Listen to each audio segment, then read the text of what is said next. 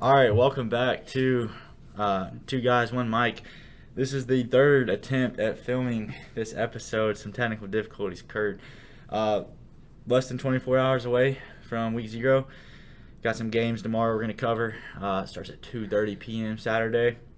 We're going to do our Heisman pick, Heisman dark horse. I'm going to cover a couple of G5 teams, and then we're going to do our playoff predictions. It's going to be kind of a little rapid fire episode. With that being said, let's jump straight into week 0. With our game predictions for each week, we're pretty much going to cover Power 5 opponents only. With that said, there's only 3 games tomorrow that feature a Power 5 opponent, starting out with the truest of home field advantage, Notre Dame fighting Irish in Dublin, Ireland, playing the Navy midshipmen. Who do you have winning? I think the Irish are going to get it done. Okay. Dublin, Yeah, I agree with that as well. Really not much to be said. Really experienced quarterback in Sam Hartman. I think that offense is going to be pretty easy to score. I don't think Navy will score over 17 points. Yeah, I'm excited to see Sam Hartman. Yeah. Second game, San Jose State, Southern Cal. Southern Cal, yeah. Not really much to be said. Yeah. Probably the best player in the country besides Marvin Harrison Jr. Exactly. Should be a cupcake. The third game, though, Hawaii at Vanderbilt. I'm actually going to go Hawaii. Okay. I think they're a team that's kind of built off of being in the spotlight. I don't want to say prematurely, but not really based off their success, just kind of how cookie crumbles. I think that this plays their favor. They play a lot better than they should in games that they really shouldn't. I think that Vanderbilt is arguably the worst Power 5 team in the nation. So I got the Rainbow Warriors going into Tennessee and winning. Okay. I got Vanderbilt winning. I think Clark Lea, I don't know how you say his last name. I think he's the right man for the job at Vanderbilt. He's going to max Vanderbilt out of what they can be, whatever that is. I think their over-under win total, I think, is 3.5. I think that's the lock of the year for the over. I don't really know why we say it's Hawaii at Vanderbilt. Vanderbilt doesn't even have a home stadium. They might as well just play in a high school stadium in Nashville at this point. It's kind of ridiculous, and it's not even a disrespect thing. It's just, quite frankly, embarrassing for an SEC team to have this going on. The entire west side of, I guess, the entire stadium, what seems like just probably 10 yards behind the field goal post is just construction. Yeah. Like, literally construction to the point where Josh Pate tweeted, I think, that it'd be interesting if they had to crane this field goal post because that's the only acceptable way. Yeah. With a game in 24 hours, first game of the SEC schedule of the year, it just kind of is a little crazy to me that they're actually going through with it, but hopefully, it's cool to see investment. It's not cool to see this. Yeah, not at all. Get it done in a different time. Yeah. So we're going to go into G5 teams now. There's a lot of D5 teams to cover. I'm only going to talk about a few of them. Some ones we're not going to mention I think are fun to watch are James Madison. You've got a lot of action teams I think are really fun to watch. Toledo, Miami of Ohio. I always like watching Buffalo, the Buffalo Bulls for some reason. I think Bowling Green. Kent State might be the worst team in the country this year. They lost almost 30 players, I believe, to the transfer portal, and their head coach left to be an analyst at Colorado. You also got Florida Atlantic. You got Alabama going to South Florida this year. Should be an interesting game. But the teams we are going to talk about, starting with Boise State in the Mountain West. Andy Avalos, a head coach, former player there, former DC, got promoted to head coach. They've got arguably the best sophomore quarterback in the country, Taylon Green. They've got a good chance to make the playoffs if they go undefeated, and some chaos happens around the other teams in the country. They play Washington week 1, UCF week 2. Who knows if they go 2-0 in those games? Yeah. You got to imagine the Mountain West is pretty much theirs from then on out. Yeah. One request from Boise State, make the run next year. Yeah. Host a playoff game on the blue turf. That'd be awesome. One of the most interesting games in college football history. Yeah. Make a statement this year and capitalize on it next year. Yeah. We're going to go down to the American Athletic Conference, a conference that made some big realignment moves after losing UCF, Cincy, and Houston. A lot of weird teams added, teams that probably shouldn't be American Conference teams. But we've got UTSA to lead this off, first year in the AAC, led by head coach Jeff Traylor. He's done a really incredible job building that program up. It's a very new program. I think within 10 years of it, them having played their first FBS game. He was a former high school head coach in Texas. They've got a QB who's not in his 4th year, 5th year, or 6th year. He's heading into his 7th year of play in college football. Frank Harris. Very experienced. He's very talented. He leads a really explosive UTSA offense. I'd like to see consistency improve there, as when they played Troy in the bowl game, a top 5 bowl game last year, in my opinion. The offense kind of shut down, but that could be more credit to Troy necessarily than UTSA's. But really exciting there for Frank Harris. He's a good QB, 24, 25 years old. Need to see defensive improvement as well. UTSA is also interesting because they go to Tennessee week 4. Yeah. Which obviously you don't want to mark that up for a W or anything like that. But, they have Houston, who's supposed to be in the kind of a rebuilding year for the University of Houston lately. Texas State, then Army. I mean, you're 3-0 going into Knoxville. Why not UTSA? Yeah. You showed that you can compete with really good teams last year. You never know. Could be a game to look out for. Could be a game to watch if the quarterback room isn't figured out by week 4 yet. Could be an upset game to watch. Staying in the AAC, Tulane. I mean, not much to say about them. An incredible turnaround by Willie Fritz. They returned some key pieces. They lose Tajay Spears at running back, but they added some good portal pieces, trying to rebuild or reload some pieces. I kind of think about them as like Cincinnati. They went 10-2 in the regular season, beat Georgia or lost by 1 in their bowl game, kind of put themselves on the map, and then the next year made the playoffs. Tulane just did that. They just beat USC in the Cotton Bowl. They put themselves on the map. So an undefeated year. You need some chaos there. Only Power 5 opponent is Ole Miss. Hard for me to argue that, but if things fall in the right places, Tulane could definitely be up there. Again, in the AAC, this would be my G5 pick to make the playoffs. SMU, led by Rhett Lashley. Top 60 portal classes, one Group of 5 school, and that was SMU, and they were not in the top 60 through 20. They were in the top 10 at number 6. 2 former 4-stars landed out of Texas A&M, a running back and offensive tackle. They're going to have really strong defensive line play. Don't know who the QB is there yet. However, they get Oklahoma and TCU very early in their out-of-conference schedule. Especially for TCU, I look at that as, a team that should be on upset watch 100%. It's a rivalry game as well for TCU. There's just so many questions for them. That could be a game SMU could easily steal. They get the right balances of the ball. Could upset Oklahoma as well. That's 2 top 25 potential upsets for SMU to boost their resume. They don't play Tulane in the regular season. You're looking at that as a conference championship game. Could be top 15 depending on how the games fall out. SMU could be a team to keep your eye on. A lot of big-time investment going into their football program. That's what I was going to say, too. With SMU, not just the talent that they've added through the transfer portal, but the amount that the school, the donors, the alumni cares about football, I really feel like it'd be hard for them not to be in a place of success in the AAC. Yeah. You're looking at a team like Tulane that's also in the AAC, which could very well be a top 25 win, So you're potentially looking at a Group of 5 team with, 2, 3, 4, maybe top 25 games. Who knows how many of those they win. I imagine they take care of their AAC opponents all right. I think you're right on this one. I think SMU is definitely the most dangerous Group of 5 team this year. I'm excited. I think, they're kind of a sleeping giant in the state of Texas, in my opinion, because it's a smaller school, but they have some money there that people are willing to spend. Front Office Sports on Instagram is a great page to kind of keep up with who's doing what in the business side of sports. And they just dropped some massive amounts of money on weight room and facilities and stuff like that. ACC reportedly recruiting them. I've been an advocate for the ACC to try and get SMU for a couple of seasons now. I think that would be a great fit for both schools, or school and conference. We're going to cover some Sun Belt teams in the last 2 teams of this segment. We'll start with Troy. John Sumrall, head coach. Name of the game here is elite defense. That's what they have, and that's what they're going to have as long as he's the head coach. Need to see some better offense. They hit on better offense in the Sun Belt Championship. I was lucky enough to be able to go to that game. It was a great atmosphere put on by the Troy student section fan base. But they took Coastal Carolina for a walk. They put a leash around them and walked them. This is a Coastal Carolina team who was regarded as one of the better Group of 5 teams of the past 3 years. They got wins over BYU. They had a game that was supposed to be against Liberty, didn't fall their way. That Troy team, though, last year just, Grayson McCall wasn't injured, but making light work of McCall, Isaiah Likely. Yeah, it was a great game. Troy, in my opinion, kind of said like I'm here game for them, and John Sumrall. I think they have the chance to compete with any team in the country outside of like the top 10. Yeah. And that just comes down to the talent on paper thing. But Troy in the past has put off some big upsets. They beat LSU 5 or 6 years ago. They were very, very close from beating Clemson the year that they won their With first Watson. national championship, Yeah. 2016.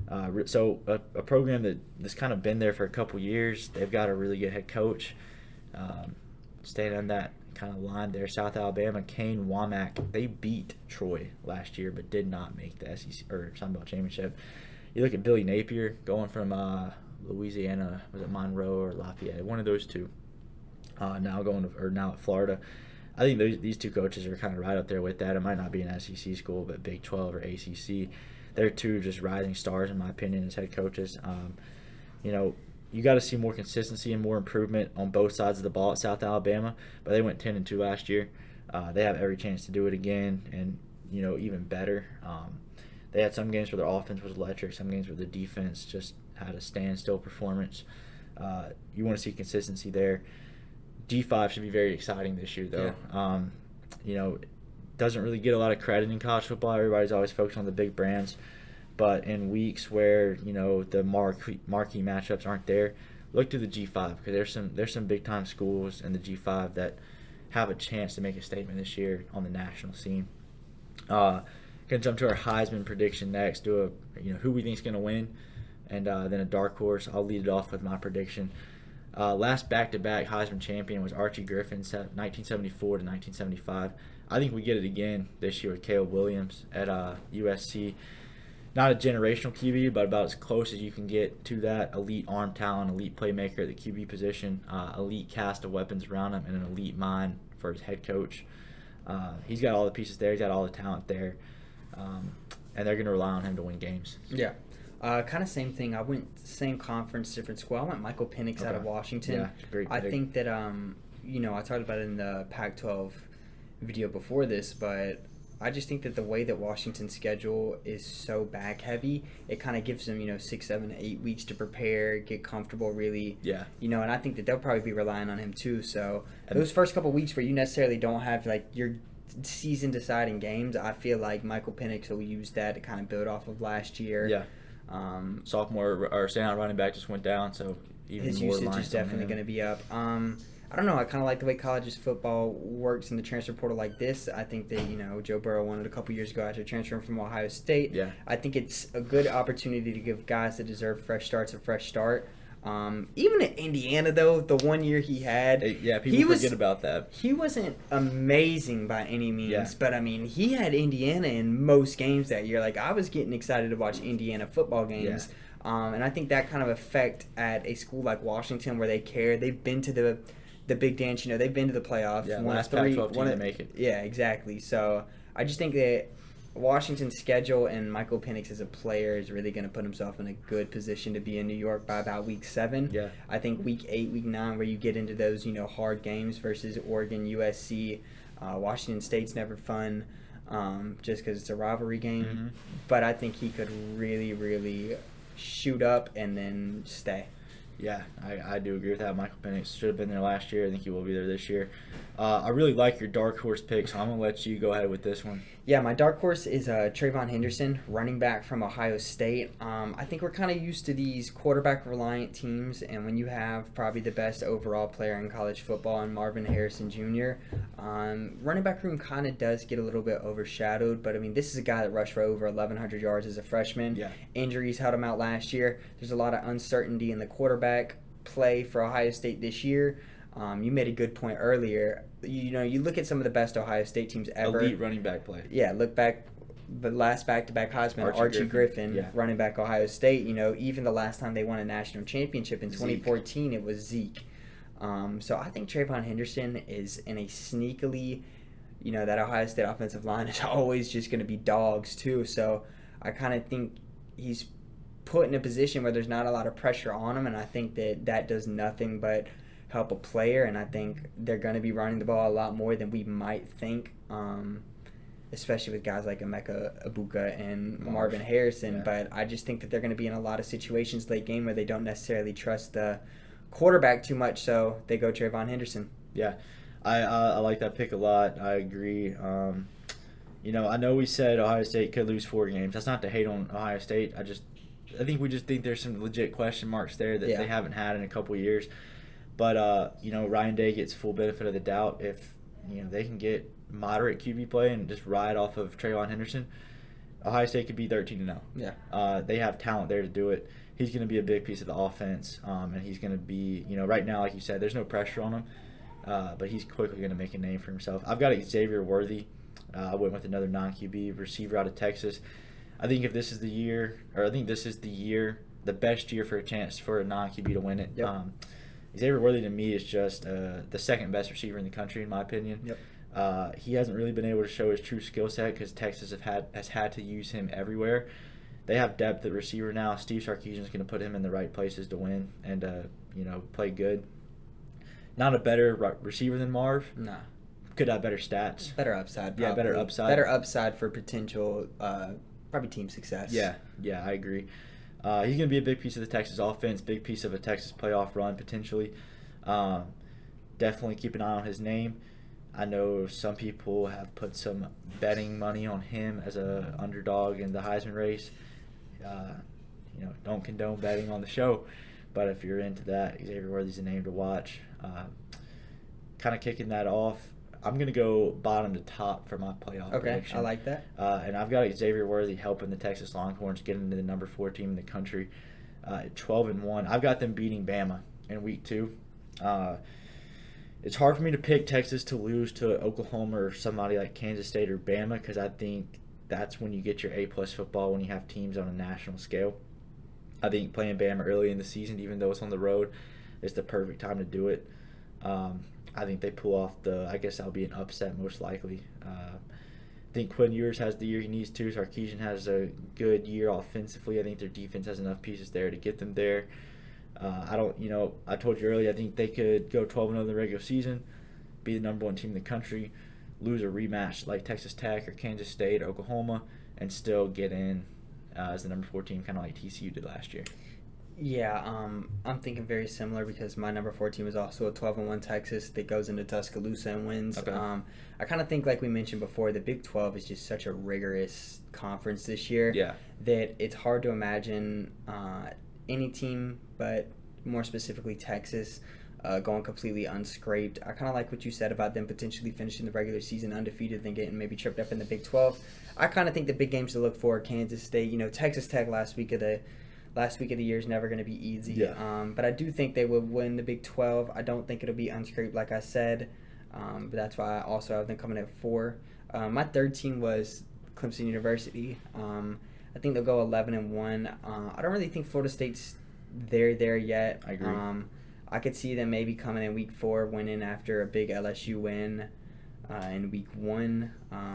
But as I mentioned in the ACC video, I don't think Florida State's a team that's necessarily built for the long run like Clemson is. Yeah. I think Clemson's had to play with their back against the wall before, and they know how to do it, and they're very successful of it. Yep. I personally don't know if Florida State will be in the ACC championship. I know that game week 4 will be super tough, of course, but for Clemson, a big question mark, big circle on the calendar is that Notre Dame game. You're playing a team that's beaten you more than once in the past 3, 4, 5 years. You're playing a quarterback that's used to playing you, took you to 4 or 5 overtimes last year. I don't think that game is being regarded as high as the Florida State games have, but I think it definitely should be. It scares me the most as a fan. I don't see Clemson also going unscraped throughout the schedule. I think they have a very sneakily hard schedule, like I think you were talking about before. But I do think they will go 12-1 when the ACC make the college football playoffs. Yeah, I've got an undefeated team at number 3. I've got Penn State, Nittany Lions. I don't know how the Big Ten race shakes up. I don't know how the Big Ten has their tiebreakers. I can very well see a 3-way tie. I do think Penn State beats Ohio State on the road, and I think having Michigan at home helps them go undefeated. I think Drew Allard he will be an elite quarterback. Yeah. And they get Michigan at a point in the season where he will be elite by that time. My biggest question mark with Michigan is receiving room. Last year they beat Ohio State because that receiving room popped. I don't think they have the talent to rely on a pop game out of their receiving core to go against Penn State secondary. I think Kalen King, outside of Robert Longerbeam, is the best corner in the country. And I think they go 13-0. Yeah, it's like even that Ohio State game last year, the Michigan receivers obviously did their job, They aren't seen as the crown jewel of that offense by any means, but you go back and you watch that game, and you still almost feel like Gus Edwards breaking that loose was kind of like, it was the nail in the coffin, but you almost feel like the preparation for the running back room for games against Michigan and the ability to still kind of hang with them because the wide receivers can't explode. I do like that upset pick a lot. I think it's hard to go into Happy Valley, even though that game will probably be in noon. Unfortunately, we got to talk to Fox News about that. Yeah, We got to get on the phone. It's insane how that works, how they have control of the Penn State wideout game. It kind of brings me into my two team. My two team is Michigan. Okay. I think that they'll be firing on all cylinders. Like you said, the wide receiver room is a concern, but I feel like they're so talented everywhere else where it's not going to matter. I think Harbaugh is on cloud 9 after beating Ohio State the past 2 years. I think he should be. I think they're embarrassed by getting beat by a team that got beat, 63-7 or 70-7 in the national championship. Yeah. I think that the most plausible situation for the Big Ten is the 3-way tiebreaker. Like Connor said, I'm not really sure how that works. I could see them very well losing to Penn State. I think they're more likely to lose in Happy Valley than they are to lose to Ohio State. But I kind of think they'll be cleaner where Penn State's not. I think that games where Penn State might struggle or could get caught up, Michigan's definitely not. Obviously that Penn State-Michigan game's no gimme either. I just think that the way Jim Harbaugh has finally built Michigan, they're in a place where they can compete every single year for a national championship. And I think this is the most hype he's probably had going into a year, even though Ohio State is still somehow ranked higher. Yeah. I think he probably gets that as a little chip on the shoulder too. I think that they're the Big Ten winners, 12-1. And I think that they are a team, they could very easily be holding up the college football playoff trophy at the end of the year. Yeah, it was really hard for me to not pick Michigan. They're just loaded across the board. Donovan Edwards, Blake Corum, just absolutely nasty tandem at running back. Number 2 for me, I've got another undefeated team. I've got the Pickens County Tigers. Garrett Riley, I think that he's going to have such an immediate impact for Clemson. It's going to be almost immeasurable how much the scheme, I think, changing is going to benefit Clemson's offense. They've got legitimate questions for me as well in the receiving corps. Mm-hmm. However, I think the past scheme for the past 2 years has not truly realized the potential our receiving corps has had. The tight end room is going to be a problem for teams, and college football fans and analysts have not realized that. Jake Brenningstool, you got 2 true freshmen coming in. Cade Klubnik, I think he has a really good year. Yep. Will Shipley, Phil Maffa. Phil Maffa, the quietest running back 2 in the country. He'd be your RB1 at 98% of other schools. Yep. Defensively, I think they play with an attitude that they haven't had in the past couple of years. I think they've got it back. I think there's a fire under the defense after I think they finished outside the top 20 last year. Not fully on the defense. They were put in some pretty bad situations. But I think the D-line is going to be just ferocious to play against. The linebacking core, in my opinion, is the best in the country. Probable All-American freshman in Peter Woods. Yeah. The best linebacker core in the country, arguably the best and second best, I'd say definitely in the conference, maybe in the nation. Makuba's been looking good lately. The secondary, nobody's talking about Clemson's secondary, and people should. Nate Wiggins. Yeah, Nate Wiggins. Nate Wiggins could play himself into a top 15 pick in the NFL draft this year. Makuba should bounce back. RJ Mickens. You've got Sheridan Jones. You've got Jaden Lucas, who I didn't think would be the breakout freshman or sophomore in our secondary last year. Yeah. I know I'm saying I'm covering Clemson like a fan here. I thought Toriano Pry would do it. Yep. Jaden Lucas has been making a lot of noise. You've got A.J. Terrell's younger brother, Avion Terrell. Sherrod Covewood Jr. Still back there. You've got 3-star Khalil Barnes, who apparently has made the most plays out of true freshmen on campus in fall camp. They're just deep across the board on defense, and people see losses and they think Clemson's defense got worse. I see the losses on defense and say, okay, yeah, it sucks that those guys left or those guys had to leave. I think you can get better with losses happening anyways. I think Clemson's defense is going to see that. That is going to take me to my number 1 pick for my playoff selection. It's going to be a 12-1 team. Okay. I think it's Alabama. I think they rebound. Yeah, my number 1 team is also a 12-1 Alabama, with that loss being in Tuscaloosa. Yeah, I think a team that gets through SEC play unscathed wins the SEC championship, even with the loss of Texas at home. I think they finished number 1. I don't care who the QB is. I think that's why they lose to Texas week 2. I think by the end of the year they have it figured out. Yep. I don't care if it's Milroe, Buckner, Ty Simpson, or even Dylan Lonergan, who's reportedly had like the best camp. He's not going to be the starter. I don't care who it is though. They're going to run the ball at will. Good luck moving the ball on them too. Agreed. Especially, we both have them losing to Texas week 2. You don't really want to play a lot of teams that feel like they're on their last life. I'd probably think Alabama's the last team you want to play, especially a Nick Saban coach team that's going to be, disciplined out the max, understand that every game from that point forward, with the Alabama standard is basically life and death. Yeah, LSU and Tennessee at home. Yeah, it's... Watch out for South Florida on the road, though. National championship prediction. I've got Alabama beating Texas. I think they get their revenge in that game. I've got Clemson beating Penn State. And I've got Bama winning it all. I look back to, I believe it was the 2012 national championship game. Alabama won 21-0 off of 7 field goals. I don't think Clemson gets shut out, but I think you could see a game where it doesn't go over 21. I think you could have 2 top 5 defenses just going at it the entire game. I think Clemson does not have enough talent at receiver to make up for the talent that Bama has in the secondary, and I think Bama's offensive line, they'll be able to do enough to win a game, 14-12, stop a 2-point conversion, 13-10, something like that. I think you could have a crazy lowest scoring game in college football playoff history potentially.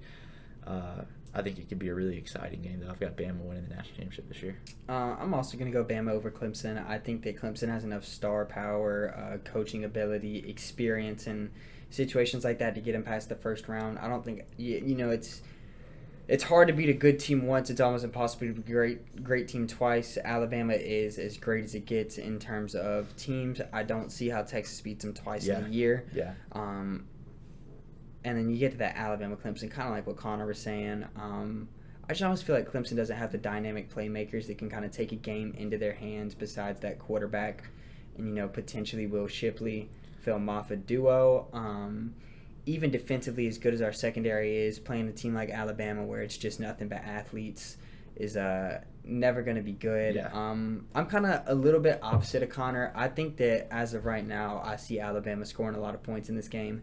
I see them scoring about 35, 38 points, and I see Clemson probably not getting more than... Right now, I'd say 24-38 would be my final in the Crimson Tide's favor. Fan perspective, obviously not what you want to hear, but just being realistic, I think Alabama is about to play with a fire this season that we haven't seen in 4 or 5 years. Yeah, Alabama definitely on top, in my opinion. Last preseason episode. Week 0 starts tomorrow. Thank y'all for watching. It's been a long off season. See y'all in our Week 0 recap and then Week 1 prediction show.